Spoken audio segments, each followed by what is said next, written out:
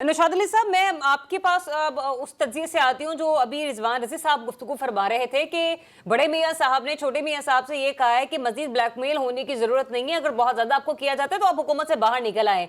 जब इतनी clear intimation दे दी गई है, अगर की मैं बात कर रही हूँ, तो आपको लगता है कि फिर से प्रेशर कायम किया जाएगा पाकिस्तान मुस्लिम लीग नून पर ये तरक्याती फंड्स के हवाले से, पंजाब में जो कुछ मांग रहे हैं पीपल्स पार्टी के लोग उस हवाले से? क्योंकि सरदारी साहब ने भी तो कमिटमेंट कर रखी है ना अपने एमपीए से कि आप लोग सिर्फ जरा बजट तक के आने का इंतजार करें, आपके मामला जो हैं, तहफुजात जो हैं वो हल कर दिए जाएंगे।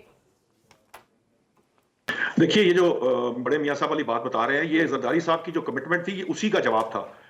जो इस तरह की इतलात हैं, यकीनन हैं कि कहा यही जा रहा है कि मुस्लिम लीग नून की तरफ से कि पीपल्स पार्टी जो है अब इससे ज्यादा उनकी ब्लैकमेलिंग में नहीं आया जाएगा। अच्छा। क्योंकि जो तय है, जो जिसकी बात की जाती है कि इन राइटिंग है, तो उसके अंदर यह भी मौजूद है कि आपको हिस्सा बकदर जुस्सा दे दिया गया है। अगर आप चाहते हैं कि पंजाब में पावर शेयरिंग करनी है, तो फिर आप विफाक में आप भी जो है ना वो वज़रा जो है ना अपने वजारतें ले लीजिए और काबीना का हिस्सा बनिए और हमारा हाथ बटाइए। अगर आप नहीं बटाते, सिर्फ आईनी ओहदे ले लेके जो इंजॉय करना है, वो उससे मामला जो है वो आगे नहीं बढ़ सकता हुकूमत का। लेकिन मैं दो चार बातें यहां जरूर कहना चाहता हूं। देखिए, बात को समझने की जरूरत है। जिस तरह अभी रजी साहब ने कहा है ना, 28 करोड़ वाली बात की है, अरबों नहीं है। बिल्कुल उसी तरह ये बात नहीं भूलनी चाहिए कि जनाब आपकी इकोनॉमी जो है वो कहां खड़ी थी।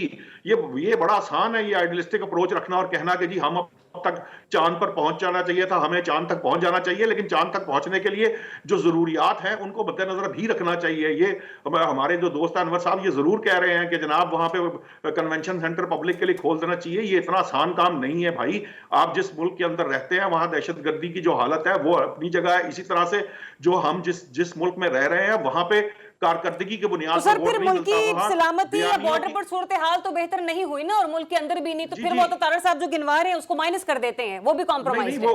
वो नहीं, इस तरह नहीं होता ना। आप जिस तरह से ये जो आपको बात कही गई थी रजी साहब की तरफ से, वो समझने की वाली थी। उसको अगर आप समझें कंसेप्चुअली कि भाई जितना गलती की है उतनी तनकीद करें।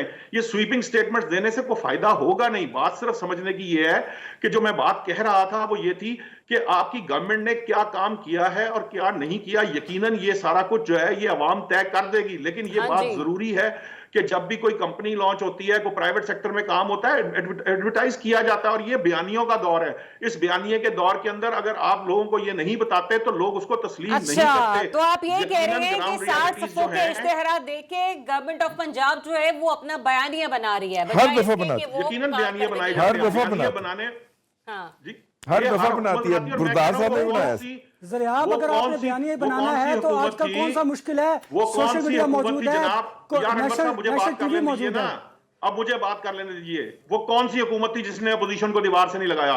कौन सी आप आइडियलिस्टिक अप्रोच की बात करते हैं? कौन सी पाकिस्तान तहरीक इंसाफ की हुकूमत थी जिसने जेलों में नहीं डाला था और जिन्होंने लोगों को अपनी अपोजिशन को स्टॉप नहीं किया था? ये अजीब किस्म के हमारे यहाँ कॉन्सेप्ट है भाई। आप जरा थोड़ी सी प्रोग्रेसिव अप्रोच के साथ बात करें। हाँ, गलतियां हैं, मैं कहता हूं। जिस तरह अभी असातिज़ा कराम के वो तनख्वाहों में से रिबेट वापस ले रहे हैं, वो जो है वो सरापा एहतजाज है। तो मुझे ये समझ में आता है आप कंपेयर करें कि एमएनएस की तनख्वाहों में 500% इजाफा किया, ये गलत है। लेकिन ये कहना कि जी हुकूमत ने कुछ किया नहीं है और उसने कोई अभी तक आपकी इकोनॉमी में बेहतरी नहीं आई, ये गलत बात है। इसको इस तरह से नहीं किया जाना चाहिए। उसके लिए कल तक का इंतजार कर लेते हैं।